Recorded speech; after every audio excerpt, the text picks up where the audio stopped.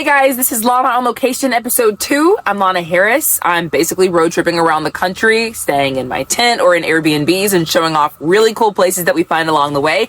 And this episode is about our trip to Charleston, South Carolina and McClellanville, South Carolina, which is where we camped. So we'll start off with Charleston. And Charleston, if you've never been, is a beautiful city. I mean, it should be illegal how beautiful Charleston is. It's like, I did a video on this. They are literally trapped back in time in the best possible way. If you've been to Savannah, Georgia, it's kind of the same vibe, except for like bougie.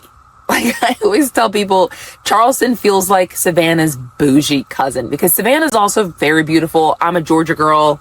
Gotta shout out my Georgia cities whenever I can. But Charleston definitely has its own personality. It's very relaxed, amazing seafood, amazing Southern food. I think I was at Poogan's Porch and had some of the best fried chicken and mac and cheese and collard greens. They do it right there at Poogan's Porch. But the vibe in general is just really nice. So I'm coming from Atlanta, Georgia. I was born and raised in Metro Atlanta. Shout out to Clayton County, Clayco. But it just feels totally different. I mean, in Atlanta, because I was just living in Midtown, which is basically downtown, and the vibe is just totally different. Atlanta's very fast paced. It's very much, get to where you're going. Traffic, get to where you're going, or I'm crashing into you, because everybody crashes in Atlanta. We all know the traffic is abysmal in Atlanta. But Charleston, people still walk down the street. They pop into shops. Nobody seems to have anywhere to be because nobody's really rushing you and riding your coattails in the car. I mean, it's just a totally different vibe. The trees just feel so old and historic. It's beautiful. It's beautiful there.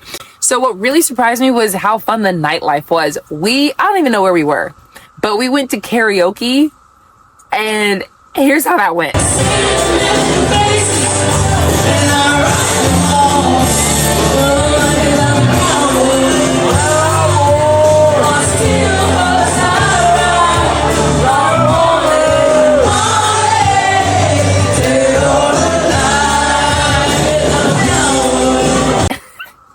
And who freaking knew that my boyfriend and his entire family knows how to sing?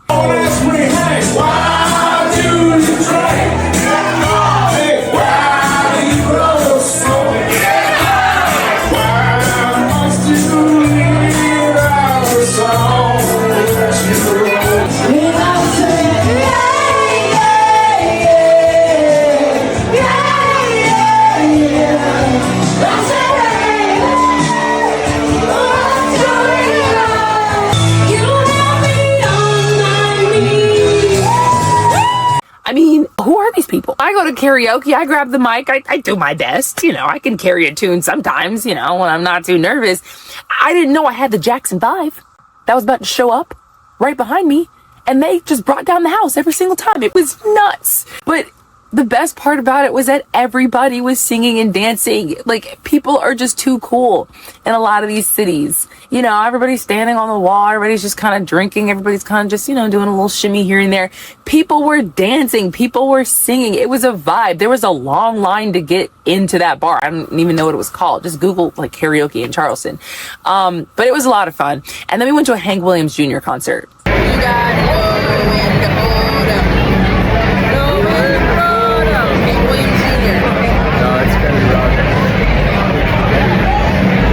Do I look like I wanted to go to a Hank Williams Jr. concert? I mean, I think I was the only black person there. I can't be sure. I can't be positive. Maybe I saw one or two, but I was basically the only black person there. But I had the best time. First of all, Hank Williams Jr., I thought he was going to be really just old, sitting on a chair.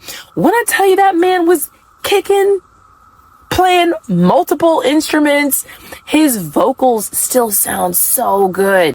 Sometimes you go see bands that were big in the 80s, 70s, they've had their yesteryear, and you can tell that they were good back in the day, and they've lost it, and they're trying, but it's just not what it used to be. Hank Williams Jr. was awesome. Right night like the fire again. Oh, just can't remember, man.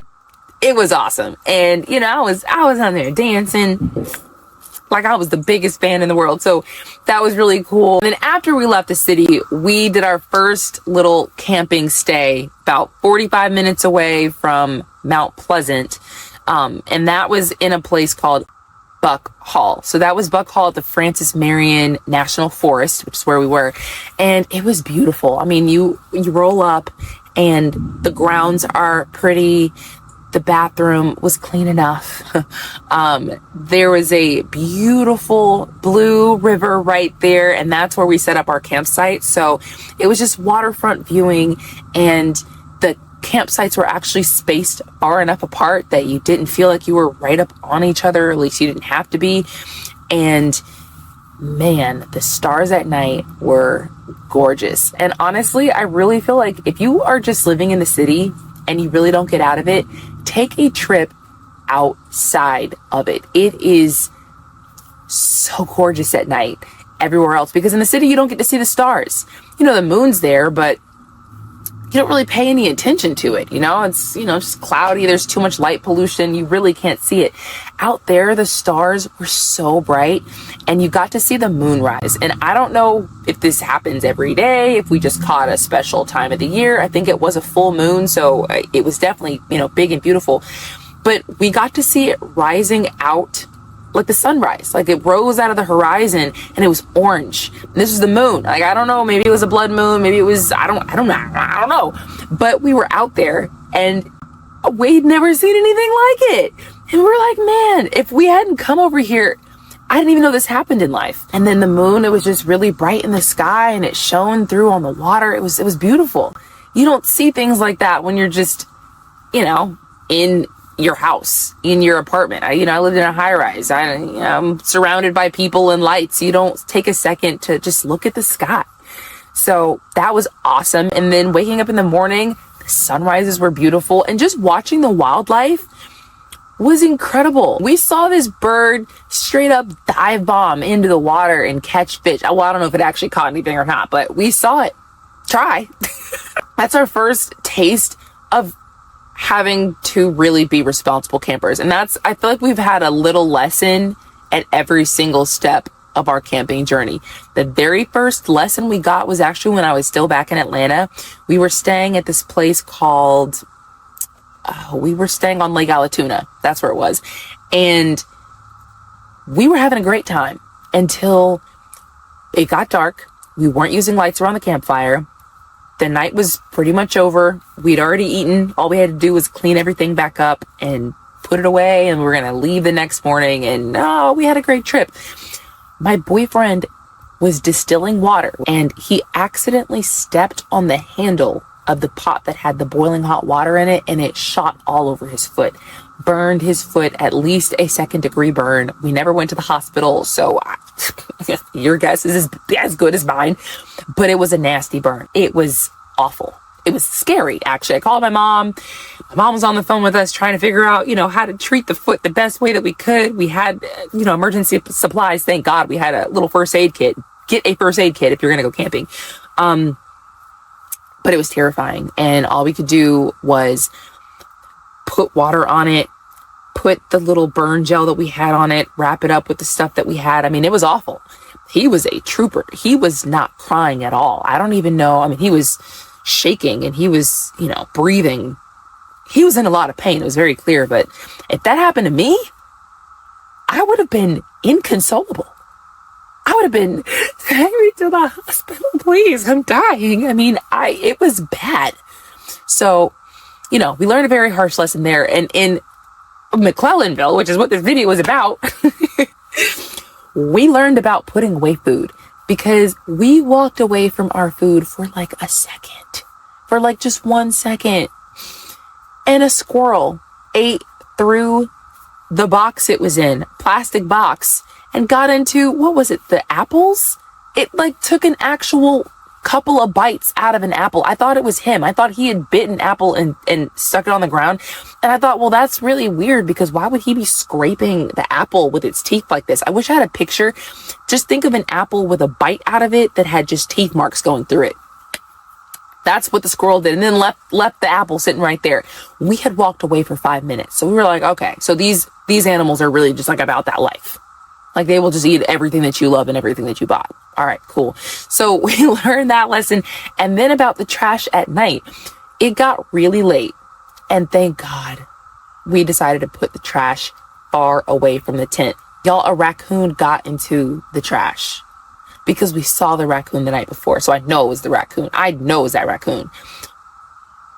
The actual trash bin was really far. And I don't want to tell y'all what was in the bag. The raccoon is probably dead.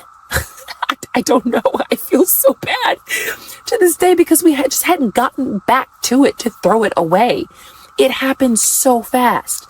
So now all the trash has to be dealt with immediately. It has to go in the car until we deal with it. Because we're trying, we're not trying to kill the raccoon population or kill whatever wants to dive into the local trash can. Overall, though, and as far as camping goes, that's a really cool camping spot. I mean, especially now that we've bounced around to a few now, I can confirm for sure it could be worse.